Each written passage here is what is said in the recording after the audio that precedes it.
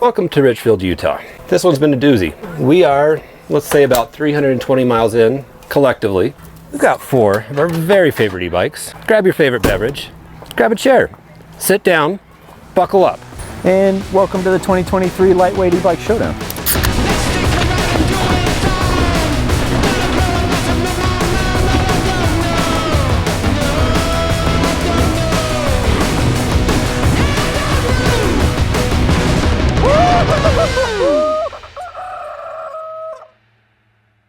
All right, we are back. All of our back-to-back testing is done and dusted. The bikes we have on offer are the Giant Trance X E Plus Elite, the Santa Cruz Heckler, the Orbea Rise, and the Transition Relay. All 4 of these bikes find themselves in the lightweight eMTB category, with most being right around 40 to 45 pounds. We are going to cover a couple high-level details here. We're not going to review each of these in this video because that's already been done. Go check that out. But today we will be comparing and contrasting. So we have 3 different ride systems that we used on these bikes. To start off with, we're going to talk about the Orbea Rise 60, which is on the Heckler SL and also on the Transition Relay. So the Orbea offers 60 Newton meters of peak torque, which I think is enough to make it feel like the bike is realistically doing the lion's share of the work.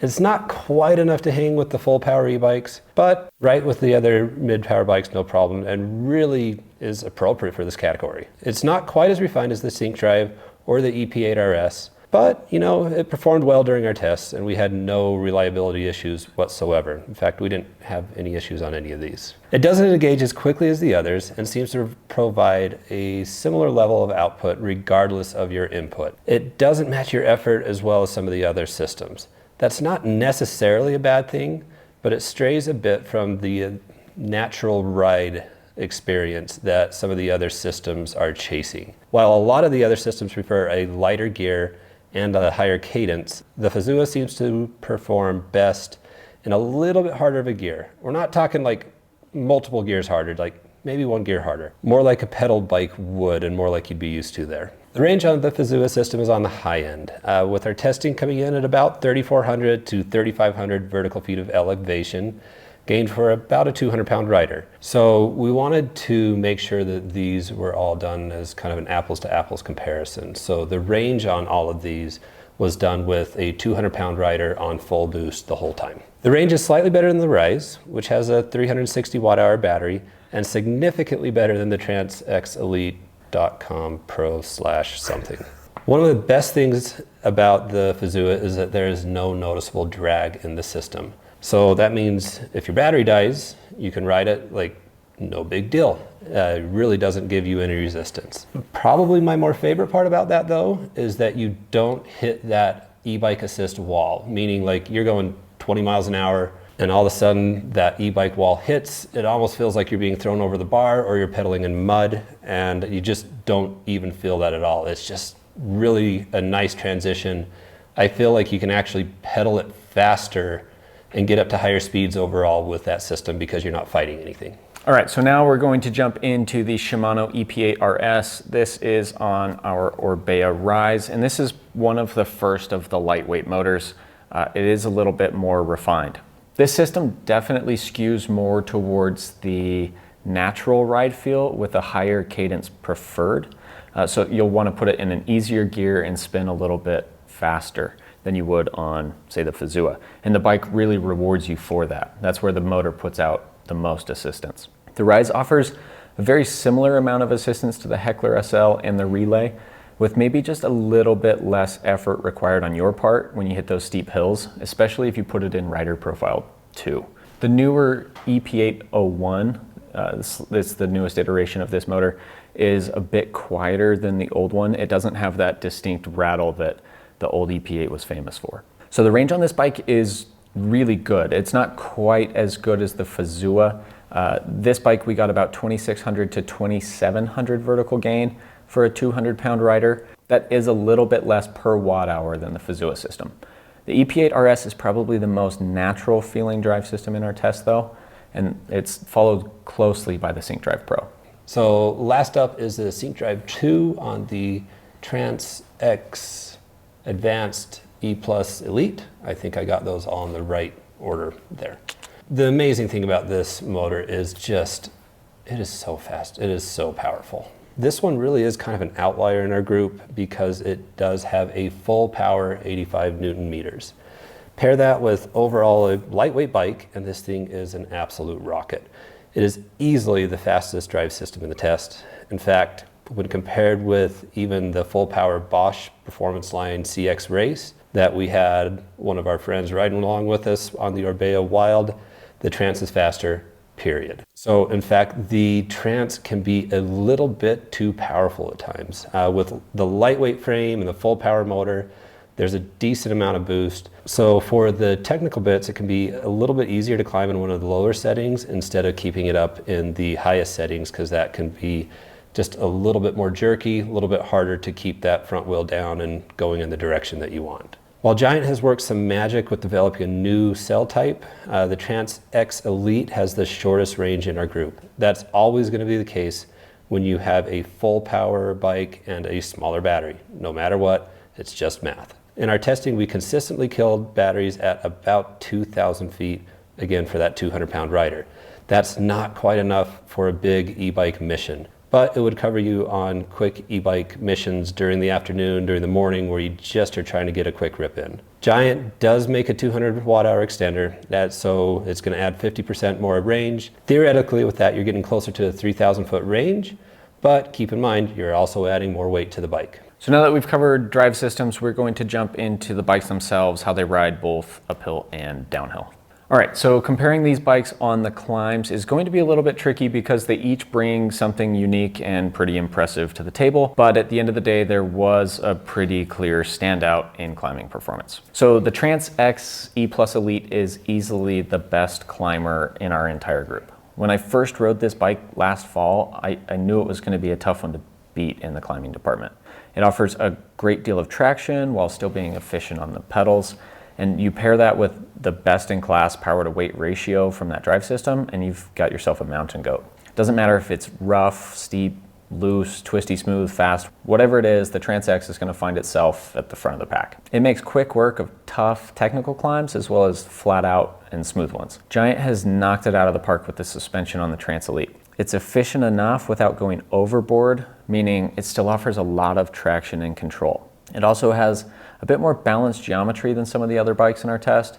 All in all, it's pretty much the complete climbing package. So the remaining three bikes all fall in the group kind of right below the Trance. The Rise is the most natural feeling trail bike. If you want a bike that offers as close to a pedal bike experience as possible, then the Rise is going to be your best bet. The drive system leans towards the natural side of the spectrum. As far as suspension goes, it sits higher in its travel and really provides some nice snappy handling. The Heckler SL offers quite a bit more traction and really starts to shine in rough and technical terrain. The VPP suspension platform keeps that rear wheel glued to the ground. It has a less efficient pedal platform and generally higher weight builds, so you won't hang quite as well as the Rise on the fast and smooth stuff, but it's okay. That suspension really helps to keep the traction. The Relay sits somewhere between the two, like in terms of traction and efficiency. It offers a balanced ride quality that makes some compromises to perform well almost everywhere without really excelling anywhere in particular. It does get some bonus points for having a really easy removable battery for a pedal bike experience. However, even with the battery removed, the bike weighs almost as much or more than most Rise builds. It doesn't have any motor drag though, so it's not too bad of a pedal. The same can be said for the Heckler SL. Although you can't take out the battery, again, it's just no resistance. Both of them are certainly much better than the Rise or Trance X with the motor off. All right, so all of these are going to do a pretty good job for getting you to the top of the hill with, again, the Trance X just as that standout climber in the category. So now let's talk about how these things go downhill. So this is the part that really separates these mid-power lightweight bikes from the big full power dogs. This is where the handling benefits really start to shine because for the most part, they're about 10 pounds lighter than a big full power heavyweight e-bike. And that means the handling gets a lot closer to your everyday pedal bike that you know and love. And if you ask me, that's a really good thing. So we're going to break these bikes kind of into two different categories. We've got the two more trail bikes and then the two more all mountain bikes. So we're going to start off with the trail bikes. That's going to be the Orbea Rise and the giant Trance X Elite. These are our trail bikes with steeper angles, quicker handling, and less travel. Pair those attributes with builds that weigh slightly under to right around 40 pounds, and they handle very well. These bikes are quick, lively, energetic, snappy, and while on paper their geometries and travels are similar, the two bikes really feel fairly different. I think it comes down to the suspension designs. The Rise sits higher with a little bit more support in that initial part of the stroke, and the Trance gets into the travel a little easier for a more plush ride and more traction. The Trance X does an incredible job with 140 millimeters of wheel travel. It offers a fairly composed ride quality that the Rise just doesn't quite match. It tries, but just not quite there. It offers a bit more confidence to push into corners and float through the rough stuff. However, the Rise does feel more sporty and supportive. I'd like to think it carries speed a little better and facilitates pumping. For those who want a quick and snappy bike, the Rise might just be the ticket. They both do pretty well getting airborne, but I do have a new theory after this trip. Bikes that allow you to get into the travel a little bit easier actually end up being easier to bunny hop and unweight. And I know that sounds a bit counterintuitive, but hear me out. By getting deeper into the travel, you're effectively getting the front end even higher relative to the bottom bracket. So that means it's going to take less of a pull to get the front end off of the ground. Bikes that sit higher in the travel take more effort to compress and to get the front end off of the ground. Someone's definitely going to tell me I'm wrong here, and whatever, that's fine. But either way, the Trance X is a lot easier to get off of the ground. So moving into our all-mountain bikes, it's a bit of a similar story. On paper, they look similar, and out on the trail, they feel very different. The Relay is a bit slacker and has a bit more travel than the Heckler, but that doesn't necessarily mean it's plusher and more composed when things get rough. In fact, I kind of found the opposite. The Heckler SL offers more traction and composure in the bumps, while the Relay transmits a bit more trail chatter through to the rider. Don't get me wrong, both bikes are still extremely capable. They feel more planted and stable in the rough while offering more confidence to hit some of the bigger features. The biggest feature I hit during all of our testing happened to be on the Relay, and that little bit of extra travel went a long way in absorbing the big impact. That rear suspension feels pretty bottomless with a lot of progressivity. In fact, I had to run closer to 35% sag to be able to get full travel as frequently as I'd like. The Heckler SL is a bit quicker and more confident in the corners, and I think that's likely due to the traction. That smaller rear wheel made the bike really fun to push into the corners and even some of the really tight ones. Both bikes handled high-speed sections very well with a lot of stability and control. The Heckler SL felt a bit quieter in the bumps, while the Relay moved around a little bit more, although neither one felt sketchy when pushing the pace in rough terrain. The Heckler SL felt a bit easier to get off the ground too, and I imagine this comes down to the suspension being a bit easier to get into. So to me, this really does kind of come down to two different groups. Do you want that a little bit lighter, a little more responsive, a little quicker handling, almost more trail not XC, but it's the XC side of e-bikes, bike? Or are you looking for something with a little bit more point and shoot and plow? But again, these still are really fun, playful bikes. Either way, it's awesome just to see options in the e-bike world now. All right, so my big question is, would you give up your big full power e-bike in favor of a mid-power lightweight one? Yeah, that's a good question. And that's what I normally ride, is a big full power e-bike. So for me, what it really comes down to is going to be range. I love big e-bike missions. I want to be able to go out, ride up just silly stuff that I never would ride otherwise, and then be able to come down trails that I'm probably normally not touching because I don't want to hike a bike forever. While some of these bikes are really quite capable of some pretty big e-bike missions, you know, in the end, to me, being able to get another couple thousand feet of climbing can make the big difference. So, you know, if you're going to force me, I'm going to pick the big one. That makes sense. I go back and forth a lot. I like the big full power bike, and I certainly enjoy the handling benefits from these lighter, quicker, snappier bikes. Some days I do just want to put my bike in boost and just go for 5,000 feet and not have to worry about it. But most days I think I would take the trade-off though, where I would take the reduced range, the reduced power in favor of a better handling descender. When it comes down to range for me, my time to ride bikes is fairly limited. And it's not the range of the battery on a lightweight e-bike that's going to limit my ride. It's me needing to get home and feed my kids. So I think 9 times out of 10, I'm gonna take the lightweight e-bike and then borrow one from you when I need to go do that 7,000 foot day in the mountains. All right, so this is the favorite part of these videos for me because it really makes me think about what each of these bikes is. All right, so let's talk about who each of these e-bikes is for. It sounds so wrong. Each is. Each is, it's each is. Yeah. Let's start off with the Orbea Rise, and I'm going to give this an award while I talk about who it's for.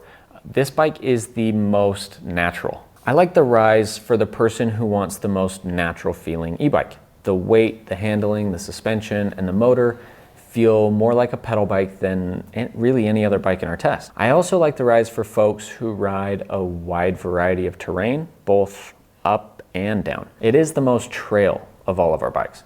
Also, in the bigger battery configuration, it's going to offer the most range for any lightweight e-bike. Next, onto the giant Trance X E Plus Elite. And again, to give this one an award, we're gonna call this the best climber, because it is.